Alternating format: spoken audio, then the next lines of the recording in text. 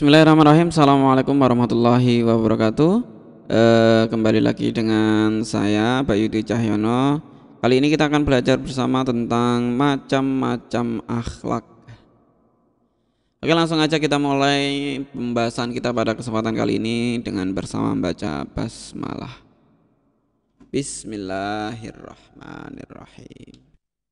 Macam-macam akhlak. Ada yang pertama akhlak terhadap Allah. Sebagaimana yang kita ketahui kemarin, akhlak itu macam-macamnya banyak. Salah satunya ada akhlak terhadap Allah, akhlak terhadap Rasulullah, akhlak terhadap diri sendiri, akhlak dalam keluarga, akhlak dalam bermasyarakat, akhlak dalam negara, seperti itu. Jadi untuk kali ini kita bahas satu-satu terlebih dahulu tentang akhlak terhadap Allah. Yang pertama, akhlak terhadap Allah adalah takwa, memelihara diri dari siksaan Allah. Apa itu takwa? Setiap kali kita mengikuti sholat Jumat bagi yang cowok nih ya, jadi bagi yang muslim cowok, kita selalu diingatkan oleh khatib, ya ayyuhalladzina amanu taqullaha haqqa tuqatih wa la tamutunna illa wa antum muslimun. Hai orang-orang yang beriman, senantiasalah kamu meningkatkan ketakwaan kepada Allah. Nah, takwa ini apa? Takwa yang sebenarnya takwa yakni melaksanakan segala perintahnya dan menjauhi segala larangannya. Takwa memelihara diri dari siksaan Allah. Artinya kita harus menjauhi segala larangannya dan melaksanakan segala perintahnya. Jika kita dilarang untuk minum mabuk, minum khamar, minum alkohol yang memabukkan, yang merusak diri kita, ya tinggalkan itu. Nah, sedangkan kalau kita disuruh untuk sholat, zakat, sedekah dan sebagainya, ya kita laksanakan itu. Ini namanya takwa, memelihara diri. Karena kita tahu setiap daripada pekerjaan kita itu selalu akan ada konsekuensinya. Ya, kalau kita melakukan perbuatan baik kita akan dapat pahala. Kalau kita melakukan perbuatan jahat atau melanggar aturan, maka kita akan mendapatkan teguran, siksaan dan sebagainya. Itu konsekuensi di setiap apa yang kita lakukan. Cinta dan ridho ini sudah kita bahas kemarin waktu di pertemuan yang pertama tentang hakikat daripada ibadah itu sendiri. Hakikat daripada ibadah itu sendiri adalah kecintaan kita kepada Tuhan, kecintaan kita kepada Allah Subhanahu wa taala. Dengan didasarkan cinta, maka ibadah itu akan terasa ringan, mudah, tidak berat, tidak ada unsur keterpaksaan dan lain sebagainya. Ridho dalam melaksanakannya. Ridho dalam artian melaksanakan sholat kita ridho, ikhlas, tulus, tidak karena paksaan, tidak karena ancaman-ancamannya, tidak karena semata-mata ingin mendapatkan pahala, tetapi emang benar-benar kita ridho melakukannya sebagai seorang hamba terhadap Tuhannya. Ikhlas. Kemudian khauf dan roja. Ini penting. Kita harus berakhlak kepada Allah dengan khauf dan roja. Artinya apa khauf? Khauf adalah sebuah ketakutan dan roja adalah sebuah harapan. Khauf itu kita ya takut dalam arti kita takut dengan siksaannya, kita takut dengan ancaman-ancaman yang telah disampaikan dalam ayat-ayat Al-Quran, kita takut melanggar aturannya, namun kita tetap roja, namun kita tetap berharap. Jangan sampai hopeless, jangan sampai kita putus harapan kepada Allah. Sesempit apapun keadaan kita, sesulit apapun kehidupan kita, kita harus terus berharap kepada Allah. Kita harus terus untuk punya harapan itu sendiri. Karena manusia tanpa harapan ya dia akan mati. Artinya dia buat apa hidup? Harapan kita harus terus memupuk harapan kita harus menyusun harapan-harapan kita kepada Tuhan sehingga kita mampu menjadi insan kamil, manusia yang sempurna dalam artian manusia yang memang benar-benar sebagai manusia. Tawakal artinya bukan berarti terus kemudian ya pasrah aja dengan keadaan, pasrah aja dengan ketentuan. No, tapi kita harus ada sebuah ikhtiar. Apa itu ikhtiar? Usaha. Yes, kita harus berusaha dalam melakukan sesuatu untuk mendapatkan apa yang kita inginkan, namun didasari dengan rasa tawakal. Usaha itu dilakukan juga harus diikuti dengan tawakal. Tawakal ada di mana? Tawakal ada di sebelum kita mengerjakan pekerjaan itu, ketika melakukan pekerjaan itu, dan setelah melakukan pekerjaan itu. Kita tawakal, kita sudah berusaha. Contoh misalkan, kita yang mengharapkan nilai terbaik dalam belajar, dalam kuliah. Kita dengan cara berikhtiar belajar. Namun di dalam belajar itu ada tawakal. Misalkan nanti kita sudah belajar, kok toh ketika kita mendapatkan nilai kok ternyata tidak sesuai dengan harapan, maka kita tawakal kepada Allah. Itulah yang terbaik yang diberikan oleh Allah kepada kita. Ini tawakal. Kita sudah pasrahkan, namun bukan berarti tanpa usaha, harus tetap dengan usaha. Selanjutnya ada syukur.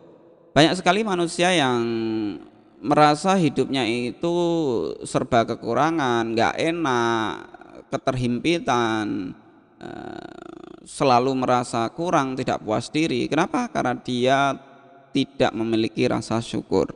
Ketika kita memiliki A, kita pengen B, kita sudah memiliki B, kita pengen C, kita sudah memiliki C, kita pengen D, dan seterusnya tanpa ada limit batas yang memuaskan diri kita kecuali sampai kita meninggal dan dimakamkan.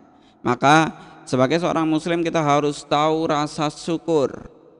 Kita jangan hanya melihat ke atas nikmat-nikmat yang diberikan oleh orang-orang di sekitar kita, tapi juga kita melihat ke bawah agar kita mampu untuk memunculkan rasa syukur kita. Alhamdulillah, meskipun saya punya HP, mungkin ya ini contoh.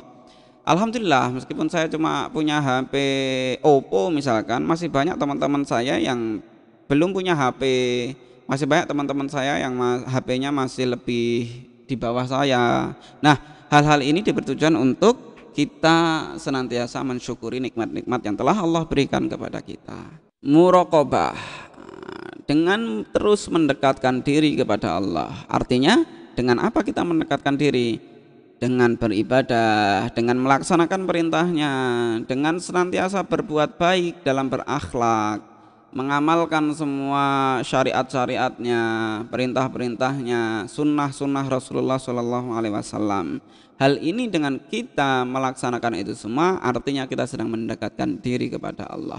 Sholat, baca Al-Quran, sedekah, zakat, berbuat baik dengan teman, berbuat baik dengan lingkungan, dan sebagainya, itu adalah dalam rangka mendekatkan diri kepada Allah. Kemudian taubat. Tidak ada manusia yang sempurna. Setiap manusia pasti akan melaksanakan sebuah kesalahan. Namun bukan berarti kita membiarkan kesalahan-kesalahan itu terus terjadi. Setiap kali kita melakukan kesalahan atau setiap kali kita melakukan dosa, senantiasa kita harus bertobat. Mungkin terkadang menurut kita tidak melakukan kesalahan, namun belum tentu apa yang kita anggap tidak melakukan kesalahan itu dianggap tidak berdosa atau dianggap itu benar. Karena mungkin kita maksudnya bercanda, ternyata bercanda kita ini menyakiti hati teman kita. Lah ini bisa jadi disebut berdosa kita dengan teman kita. Maka senantiasa untuk bertobat. Nah, taubat inilah sebagai bentuk akhlak kita kepada Allah yang menyadari betul bahwasanya manusia tidak ada yang sempurna. Manusia senantiasa di antara kekhilafan, senantiasa di antara lupa dan sebagainya, sehingga kita dianjurkan untuk senantiasa bertobat.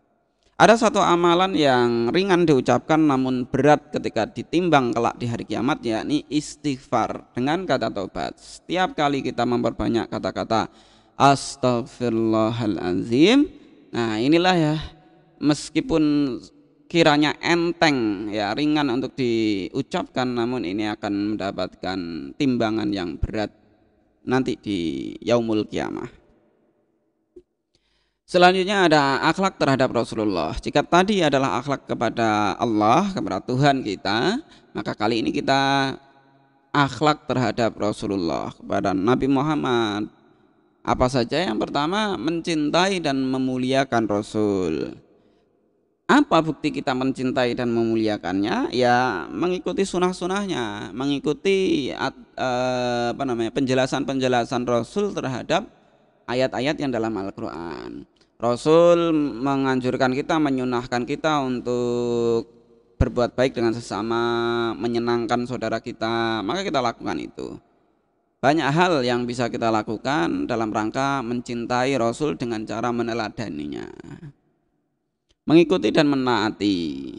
Rasul sholatnya seperti apa kita ikuti, kita meneladani, mentaati perintahnya. Kita nggak boleh memutuskan tali silaturahim, nah kita juga jangan memutuskan tali silaturahim. Mengucapkan sholawat dan salam, ini minimal kita senantiasa mengucapkan itu ketika sholat. Kemudian ada ridho dalam beriman kepada Rasul. Ya, tadi sama seperti ridho sebelumnya. Ridho kita ikhlas tanpa ada paksaan. Kita meyakini, kita meridhoi bahasanya Muhammad adalah Rasulullah, Muhammad adalah nabinya Allah. Menghidupkan sunnah Rasul. Nah ini ketika kita sudah berakhlak kepada Rasulullah, salah satunya adalah menghidupkan sunnahnya. Rasul itu sunnahnya seperti apa?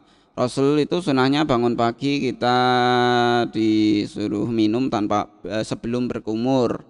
Sebelum berkumur minum terlebih dahulu. Ini sunnah Rasul gunakan. Terus ketika kita makan, sunnah Rasulnya ketika kita makan pakai tangan gitu ya, bukan pakai sendok. Sunnah Rasulnya kita jilatin jari-jari kita. Ini juga sunnah Rasul. Kemudian sunnah Rasul juga ketika masuk ke masjid mendahulukan kaki kanan, keluar masjid mendahulukan kaki kiri, dan sebagainya dan sebagainya. Berdoa setiap kali kita ingin melakukan sesuatu, ini sunnah Rasul. Kita hidupkan dalam kehidupan sehari-hari. Sebelum belajar kita berdoa, setelah belajar kita berdoa, melakukan perjalanan kita berdoa, masuk masjid berdoa, masuk rumah berdoa, afsus salam bainakum, menyebarkan salam di antara kita, sahabat-sahabat kita, di lingkungan kita dan sebagainya. Itu adalah dalam rangka menghidupkan sunnah Rasulullah Sallallahu Alaihi Wasallam. Menghormati pewaris, ya kita menghormati pewaris artinya siapa? Ya keturunan-keturunannya Nabi Muhammad Sallallahu Alaihi Wasallam. Melanjutkan misi Rasul. Misinya apa? Misinya adalah menyampaikan dakwah agama Islam. Balighu anni walau ayah. Sampaikan daripadaku meskipun itu hanya satu ayat. Artinya ya sebisa mungkin, sebisa kita saja. Kalau kita mampunya menyampaikan surat Al-Ikhlas ya kita sampaikan di situ. Sebesar kemampuan kita aja. Membela Rasulullah SAW jika dihujat atau dihina. Beberapa waktu lalu ada kasus pelecehan terhadap Rasulullah dengan menggambarkannya atau membuat Rasulullah dalam bentuk kartun dan sebagainya. Maka kita sebagai orang Muslim kita juga harus membela. Jangan sampai terus kemudian kita ikut menghujat atau kita ikut menikmati hal itu, tapi kita harus sampaikan ini salah, maka kita harus membela tersebut. Kemudian akhlak individual, yang pertama syidik, amanah, istiqomah, ifah. Ifah itu hati-hati. Syidik tahu kan, ini kan salah satu sifat yang dimiliki oleh Rasul. Sidik, jujur, amanah, dapat dipercaya, istiqomah, continuous.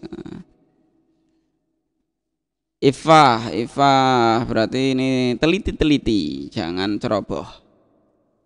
Teliti terhadap segala sesuatu, tidak asal ini, asal itu, enggak.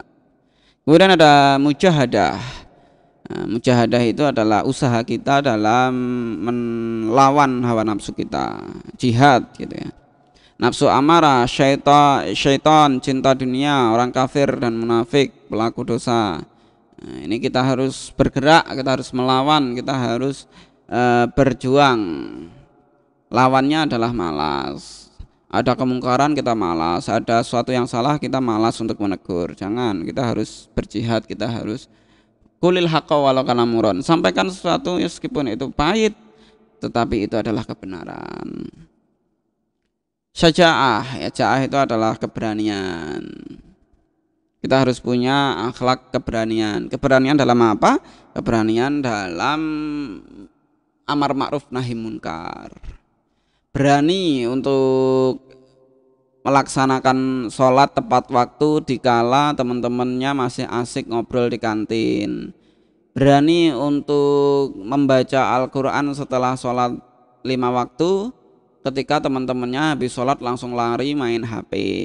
Berani untuk mengingatkan teman kita yang belum sholat untuk segera melaksanakan sholat. Nah, ini namanya saja tawadu. Meskipun kita punya sifat sajaah, keberanian, kita juga harus punya sikap tawadu. Artinya tidak boleh sombong, tinggi hati, takabur, mentang-mentang anaknya orang kaya, mentang-mentang rajin sholat, mentang-mentang bacaan Qur'annya bagus, kemudian sombong, mencela temannya yang lain, membuli dan sebagainya. Tidak boleh.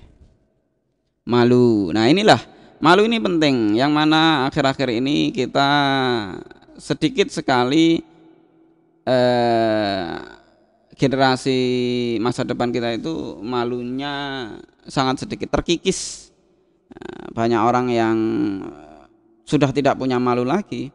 Coba kalau teman-teman main Instagram, sosial media, Twitter atau Facebook gitu ya, sudah banyak sekali orang yang mengumbar auratnya hanya untuk demi viewers, demi konten, membuka auratnya, joget-joget yang mengundang syahwat dan lain sebagainya, yang harusnya kita punya rasa malu di situ.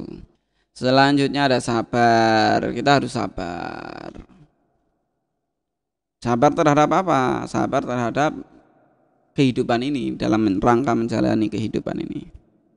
Pemaaf, ya. Kita tidak boleh menjadi seorang yang pendendam. Kita harus pemaaf. Seperti yang sudah saya sampaikan tadi di awal, bahwasanya manusia senantiasa melakukan kesalahan. Maka kita juga sebagai manusia memaklumi hal itu dengan memiliki sikap pemaaf. Oke, akhlak sosial. Yang pertama ada ukhuwah Islamiyah. Ini persatuan sesama muslim, seperti itu. Kemudian husnudzon. Kita harus senantiasa husnudzon terhadap orang di sekeliling kita. Jangan mudah bersuudzon. Sering-sering ngucapin alhamdulillah, itu adalah bukti husnudzon kita. Ada temennya punya HP baru, kita ya alhamdulillah, kita husnudzon, dia dapat rezeki yang halal, dapat kenikmatan yang baik, ya, mungkin dari orang tuanya, mungkin dari hasil kerjanya dia sendiri, kita berhusnudzon. Jangan sebaliknya kita suudzon. Ada temannya HP-nya baru, kita malah bersuudzon. Halah, HP baru paling itu hasil kreditan, paling itu hasil mencuri, paling itu hasil korupsi. No, tidak boleh. Apalagi sampai-sampai HP baru paling itu hasil apa gitu, enggak boleh. Tawadu, nah, kita harus tawadu. Tawadu tadi rendah diri, bukan rendah diri, rendah hati, bukan rendah diri, rendah hati. Artinya kita tidak sombong. Tasamuh ya, saling menyayangi, saling menghormati, saling mengayomi. Sama teman kita saling mencintai, saling menyayangi. Sesama mahasiswa dengan dosen kita saling menyayangi, saling mencintai. Bukti kecintaan saya kepada teman-teman mahasiswa itu ya salah satunya dengan memberikan tugas untuk mengajak teman-teman belajar lebih, membaca lebih. Bukti cintanya mahasiswa kepada dosennya ya melaksanakan tugas-tugasnya, tidak membangkang aturan-aturan yang telah diberikan, mengerjakan tugas dengan sungguh-sungguh, ya itu bukti sayangnya, bukti cintanya, seperti itu. Cinta di sini luas ya, bukan cinta laki-laki kepada seorang perempuan, itu bukan. Ta'awun, saling membantu. Ada temannya yang kesusahan, susah membuat tugas, susah mengerjakan tugas, susah dalam hidupnya, kita saling membantu. Mungkin kita ada kelebihan rezeki, kita saling bantu. Kita punya kelebihan kepintaran, keunggulan dalam hal akademik, kita bantu teman kita yang susahan dalam belajar dan sebagainya. Nah, ini contohnya, bertamu dan menerima tamu, hubungan baik dengan tetangga, hubungan baik dengan masyarakat, ini contoh-contoh. Pergaulan muda-mudi, ini penting nih, pergaulan muda-mudi. Jangan sampai kebablasan. Oh Ustaz, katanya Ustaz Bayu kan kita disuruh untuk tasamuh, saling menyayangi. Kemudian menyayanginya kebablasan. Loh, enggak boleh. Katanya Ustaz Bayu kita harus menyayangi dosen menyayangi dosen, menyayangi mahasiswa dengan dosennya, dosen dengan mahasiswa. Nah, menyayangi yang dalam arti apa namanya? Yang sebenarnya bukan arti luas, bukan arti sempit seperti itu. Akhlak terhadap lingkungan. Yang pertama, penanaman pohon dan penghijauan. Sebagaimana kita ketahui di Indonesia sekarang banyak sekali hutan-hutan yang sudah mulai ditebang, gundul dan sebagainya yang menyebabkan iklim sudah mulai tidak kondusif, sudah tidak teratur, banyak banjir di mana-mana, erosi di mana-mana. Maka kita yang ditugaskan oleh Allah Subhanahu wa taala di muka bumi ini menjadi seorang khalifah di muka bumi, kita harus mampu berakhlak terhadap lingkungan, menanam pohon, penghijauan. Bahkan ada hadis, apabila kamu sekalipun kamu tahu besok itu kiamat dan ada biji kurma di tanganmu, tanamlah. Ini pentingnya penghijauan, pentingnya kita peduli terhadap lingkungan. Bahkan hadisnya sampai mengatakan seperti itu. Kemudian ada pembajakan tanah dan pemupukan. Ya, kita membuat tanah itu menjadi subur, mengelolanya dengan baik, menjaga kebersihan, jangan buang sampah sembarangan. Yang berada di kelas dulu habis bawa makanan ke dalam kelas kemudian buang sembarangan, jangan. Atau lagi naik mobil, kita makan dalam mobil kemudian buka kaca pintu mobil kemudian dibuang di tengah jalan, jangan. Jagalah kebersihan. Kita pilah nih mana sampah yang bisa didaur ulang, mana sampah yang tidak bisa didaur ulang. Kita harus mengerti itu. Menjaga kesehatan manusia diri, ya apalagi dalam suasana pandemik seperti ini ya, kita harus benar-benar menjaga kesehatan, karena kesehatan yang diberikan kepada diri kita ini adalah anugerah yang luar biasa dari Allah kepada kita, kenikmatan yang harus kita jaga. Ramah terhadap lingkungan, kurangi penggunaan plastik, kurangin penggunaan sesuatu hal yang sekali pakai dan sebagainya. Ini juga bukti akhlak kita terhadap lingkungan. Menjaga lingkungan dari pengerusakan, penggundulan hutan, pencemaran sungai, pembuangan limbah yang sembarangan. Nah, ini juga menjadi tanggung jawab kita. Menjaga keseimbangan lingkungan dengan kesehatan manusia. Bagaimana sih lingkungan yang sehat bagi manusia itu? Ya harus seimbang. Kalian lebih paham lah daripada saya untuk keseimbangan kesehatan. Musyawarah. Ini akhlak dalam lingkungan, akhlak dalam kehidupan berbangsa dan bernegara. Yang pertama, musyawarah, menegakkan keadilan, amar ma'ruf nahi munkar, hubungan pemimpin dan yang dipimpin. Apabila ada sebuah masalah di dalam negara, ya kita selesaikan dengan musyawarah mufakat. Tidak kemudian kita bertindak anarki dan berujung pengerusakan fasilitas masyarakat, fasilitas umum. No, tapi kita harus menyampaikannya dengan baik, dengan diplomatis, dengan cara yang sudah ditentukan. Menegakkan keadilan, kita harus tahu mana ketika ada kejahatan yang terjadi di sebuah lingkup negara, ya kita harus adil, mana yang ini benar, mana yang ini salah, kita sampaikan. Amar ma'ruf nahi munkar, nih amar ma'ruf nahi munkar, menyuruh kepada kebaikan, mencegah terhadap kemungkaran atau keburukan. Hubungan pemimpin dan yang dipimpin juga harus baik. Ketika pemimpin salah, ya kita ingatkan, kita nasihati dengan jalur-jalur yang baik. Ketika sudah dengan omongan kita tidak bisa diterima, masih dalam kezolimannya, maka kita bisa maka kita bisa menyampaikan aspirasi kita dengan bentuk yang lain, mungkin dengan apa ya?